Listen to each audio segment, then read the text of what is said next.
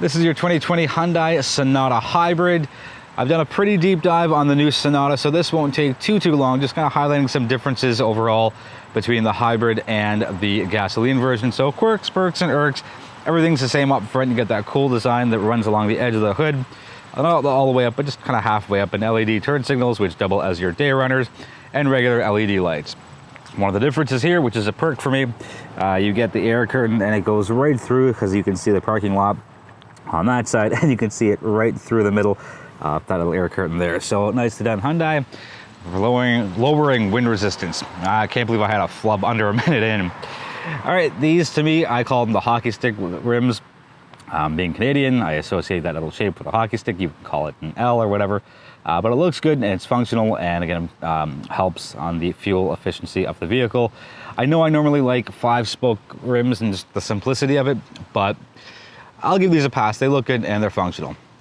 Backing up a little bit, there's your side profile, just like it is for the internal combustion engine, or ICE as some of you call it. Here's a big one, and we'll get into a lot more of it in the drive portion, but it's a solar panel roof, and you can see it really nicely there.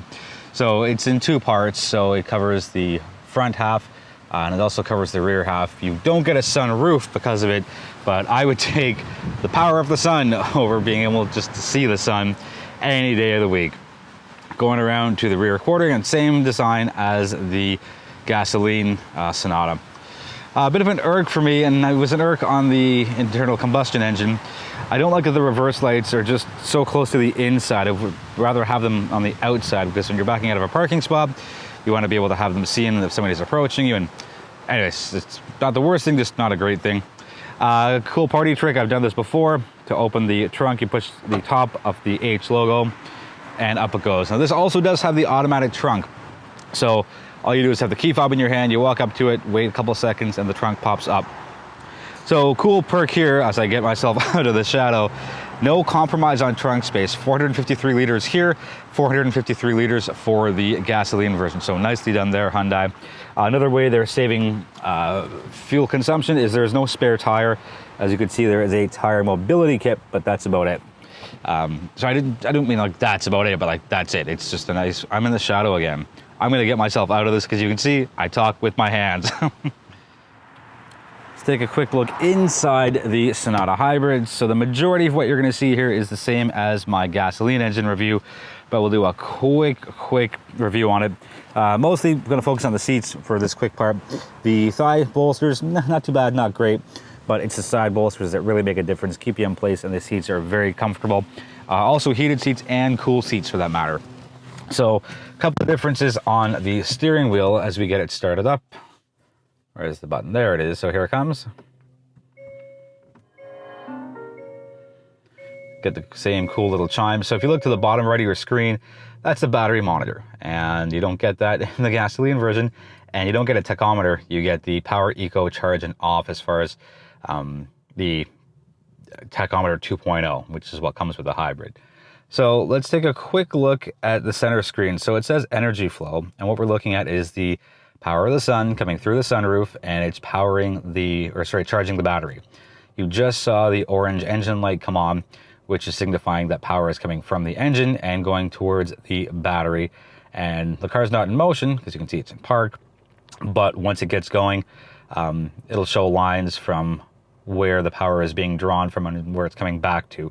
I'll try and get a friend in the car to capture a clip of that for you, but we'll see. But anyway, it always tells you where the energy flow is going from.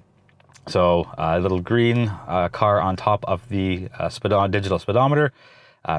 Green car means the EV is ready to go. And now if you look in the middle of your screen, it'll say EV as well. So no gas being used at the actual moment. Let's take a quick look down here. So you get your parking brake and the battery reset, which is right there. And taking a quick look up here, same beautiful, gorgeous full digital display, and yes, there's a volume knob, so thank you for that. And again, everything's so easy to go through and find. So let's go to menu, and let's go to the hybrid portion. So this is just a bigger version of the battery, what's happening with the energy flow, sorry. So you have right now the sun putting power into the battery. Moving down to the HVAC system, nice, clean, and elegant. As mentioned, heated seats in 3 stages and cooled seats 3 stages. Rear passengers also get heated seats, but you have to be sitting on the outside. And if you're in the middle, well, that's just too bad for you. Get some power sources. Wireless charging does come standard, which is great. Nice compact gear shift selector, not a gear lever, because you can clearly see there are no levers. Don't care for the piano black, little too much, catches too many fingerprints, but drive mode's kind of cool. I'll take you back up to the screen and let's take a look at the drive modes. That's smart. You get the nice little explosion graphic. Back to eco, green, sport, nice red. I think it looks really sharp. And then there's your custom. And throughout the whole thing, the power eco charge on the right side of your screen for the tachometer still keeps the same colors, so that's always a nice thing. Get your regular cup holders and somewhere to put your phone in here, and you shouldn't be putting your phone up front anyway, but that's just my 2 cents on that.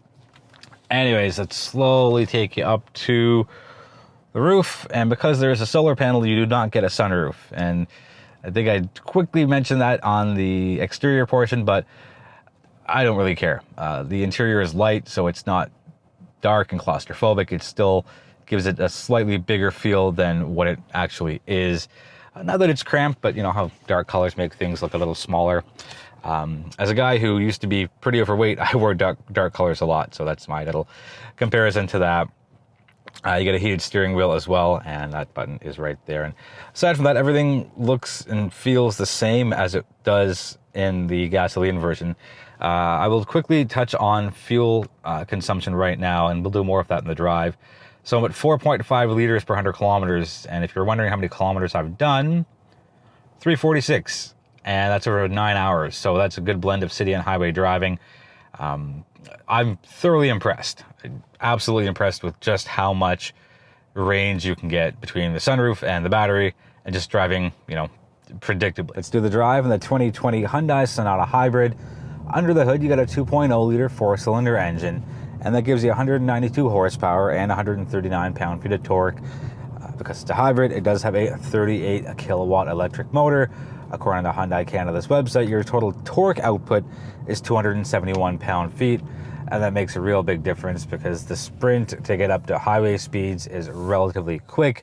I know some hybrids can lack a little bit and be really hesitant once you put your foot down, but the Sonata does a really good job of getting you up to speed relatively quickly. And another interesting move, and I'm going to call it a perk, Hyundai has run a 6-speed automatic transmission as opposed to a CVT in here, and I feel it gives more of the authentic driving experience. You know, I'm 42. I've grown up with traditional transmissions, and it's only been the last 10, 15 years, more importantly, the last few years, that the CVT has really come into popularity. On the road, the Sonata Hybrid does fairly well. The brake pedal's a little spongy, but that's the case with any hybrid. And if you're gonna buy one, expect to take, I don't know, maybe 4 or 5 days to really get used to the new pressure points on it. And yes, it's regen braking. So what I found the first day I had it is I would just put pressure on the brake as I normally would, but then it'd be the lurchy stop and just the real abrupt stop. And once I figured out to lighten up a little bit, it drove like a regular combustion engine vehicle for me. As far as cornering and handling goes, it does well. It's a sedan, it's lower to the ground, it's got a little more of the planted feeling as opposed to something taller, and that's just gravity. I can't change that. You can run up to 120 kilometers an hour in EV mode, which is pretty impressive. You've got to be a little careful on the sensitivity of the gas pedal, because you could be cruising along in EV mode and just a little extra touch of the gas pedal, and then it flips into a combination of the gas engine and the battery. Let's talk about some perks for the Sonata Hybrid as far as driving goes. You can go up to 120 kilometers per hour in EV mode, which is great because most people run between 110 and 120 on the highways. The solar panel, if you let it sit in the sun for 6 hours, gets you about 3.5 kilometers of extra range, again, per 6 hour period. I don't know how far or how close work is for you. I work from home myself, but getting the extra range just for having the car being parked is a pretty impressive feat in itself. Hyundai's website states, with a bunch of conditions and disclaimers, but it's still worth mentioning that you can do 1,300 kilometers a year in EV mode. And again, that's under ideal driving conditions, doing the yearly average, which is what they've determined it to be. But just seeing that quantifiable figure with variables, but just seeing a figure is another appeal to picking up a hybrid vehicle, or at least giving it some serious consideration. If I were doing a lot of driving for my job or in my lifestyle, I would absolutely look at picking up a hybrid vehicle, because I like the fact that I can save money on gas. When I picked up the Sonata Hybrid on Monday, it's now Sunday, so about 6 days ago, there was nearly 1,000 kilometers of range with a full tank and a full battery charge. So that's pretty good. Now, the gas tank is 50 liters, and the gasoline Sonata has a 60-liter gas tank, so 10 liters difference, and the simple reason for that is they had to make room for the battery. But to me, it's more impressive that you could squeeze out nearly 1,000 kilometers out of a 50-liter tank, and that's a good segue into the fuel figures. So Hyundai Canada says 5.3 in the city, 4.6 on the highway, and a blended total of 5, and that is liters per 100 kilometers. 50-liter tank, 5 liters per 100 kilometers, that's how you get your 1,000. Another perk is the fit and finish of the Sonata Hybrid. Yes, it's available only in one trim, but Hyundai's given it to you as the top ultimate trim. So that gets you your heated seats, cooled seats, heated rear seats, heated steering wheel, and your wireless charging. Most importantly, you get the full suite of active safety systems. I'll put a list of that on the screen now. The big one for me is the blind view monitor, which is where the cameras under the side mirrors turn on the cameras when you put, that sounded really funny. I'm gonna keep that. The blind view monitor is when you put your turn signal on and you get an image of what you capture on the side mirrors on your dashboard, and that just helps avoid collision situations, and that's in addition to the blind spot monitoring, rear cross traffic alert, and with Hyundai moving more upscale in their recent offerings, the Sonata Hybrid lines up perfectly. Digital dashboard, 12.3-inch infotainment system, all the different amenities, really nice driving feel and impressions.